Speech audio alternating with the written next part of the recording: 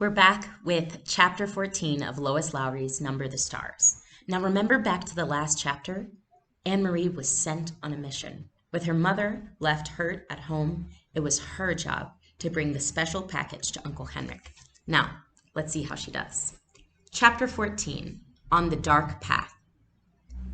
Only now, entering the woods on the footpath, did Annemarie realize how cold the dawn was.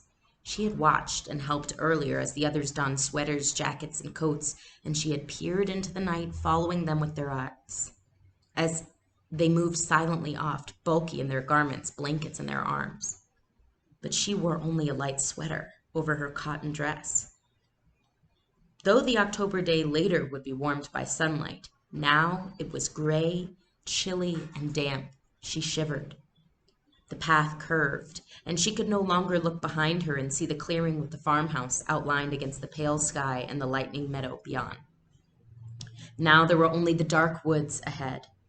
Underfoot, the path, latticed with thick roots, hidden under the fallen leaves, was invisible.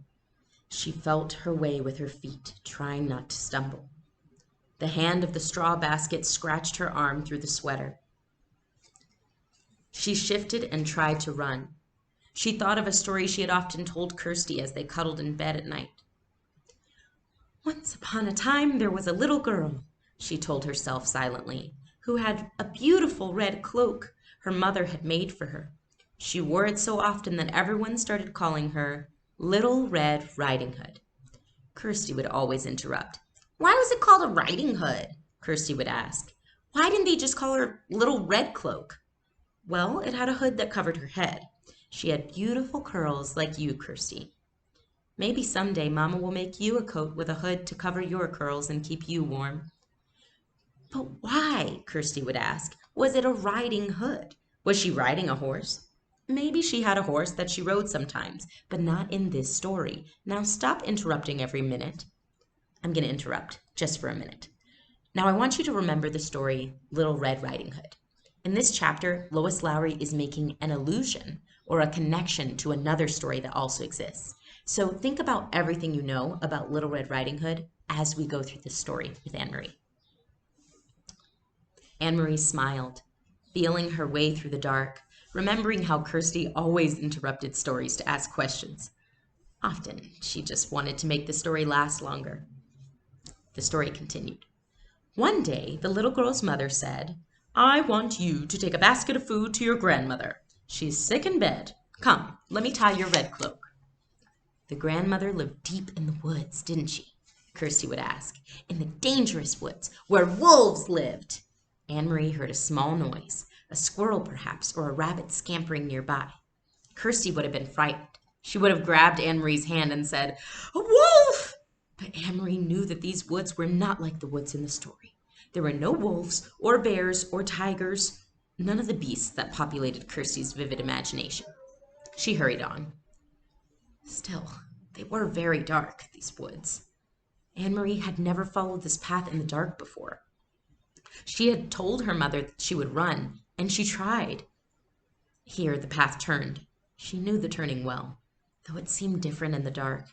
If she turned to the left, it would take her to the road, out where it would be lighter, wider, more traveled, but more dangerous too. Someone could see her on the road. At this time of the dawn, other fishermen would be on the road, hurrying to their boats for the long day at sea, and there might be soldiers. She turned to the right and headed deeper into the woods. It was why Mama and Peter had decided to guide those who were strangers here, the Rosens and others. A wrong turn would have taken them into danger. So Little Red Riding Hood carried the basket of food and hurried along in the woods. It was a lovely morning and birds were singing. Little Red Riding Hood sang too as she walked. Sometimes she changed that part of the story, telling it to Kirsty. Sometimes it was raining or even snowing in the woods. Sometimes it was evening with long, frightening shadows, so that Kirsty, listening, would snuggle closer and wrap her arms around Annemarie. But now, telling it to herself, she wanted sunlight and birdsong. I want to pause right here. I think it is so cool that Annemarie has told this story so many times that she even changes it as she goes. Now, she follows the main story arc. It's still the story of Little Red Riding Hood, but she changes little bits about the setting or the feelings or the different actions that the character is doing to match why she's telling the story in the moment. Remember that we read and tell stories to help express and understand more about our own stories. Even though these stories are fiction, they can help us find ways to go through challenging moments. They can help us find the lessons in our own lives. Here, the path widened and flattened. It was the place where the woods opened on one side and the path curved beside a meadow at the edge of the sea. Here she could run, and she did. Here in daylight there would be cows in the meadow, and on summer afternoons Annemarie would always stop by the fence and hold out handfuls of grass, which the curious cows would take with their rough tongues.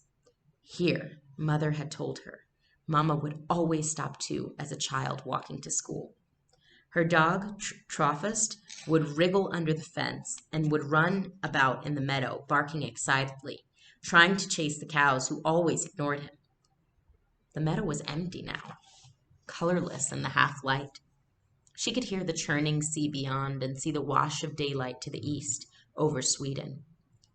She ran as fast as she could, searching with her eyes for the place ahead where the path would re-enter the woods in its final segment, which led to town. Here, the bushes were overgrown, and it was difficult to see the path here. But she found the entrance, beside the high blueberry bushes. How often she had stopped there in late summer to pick a handful of sweet berries. Her hands and mouth would be blue afterwards. Mama always laughed when she came home. Now it was dark again. As the trees and bushes closed around her, she had to move more slowly, though she still tried to run.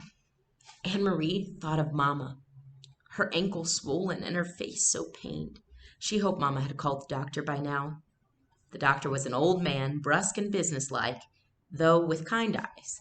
He had come to the farmhouse several times during the summers of the past, his battered car noisy on the dirt road. As he had come once when Kirsty, a tiny baby then, had been sick and wailing with an earache. And he had come when Lisa spilled hot grease cooking breakfast and burned her hand. Annemarie turned again as the path divided once more. The left fork would take her directly to the village. It was the way they had come from the train, and the way Mama had walked to school as a girl. But Annemarie turned to the right, heading now toward the harbor side where the fishing boats lay at anchor. She had often come this way before, too, sometimes at the end of a long afternoon to pick out the Ingeborg, Uncle Henrik's boat, from the many returning, and to watch him and his helpers unload the day's catch of slippery, shimmering herring still flopping in their containers. Even now, with the boats in the harbor ahead of empty fish, preparing to leave for the day's fishing, she could smell the oily, salty scent of herring, which always remained in the air here. It wasn't far now, and it was getting lighter. She ran almost as fast as she had run at school in the Friday foot races, almost as fast as she had run down Copenhagen's sidewalk on the day that the soldier had stopped her with his call of "Halt!"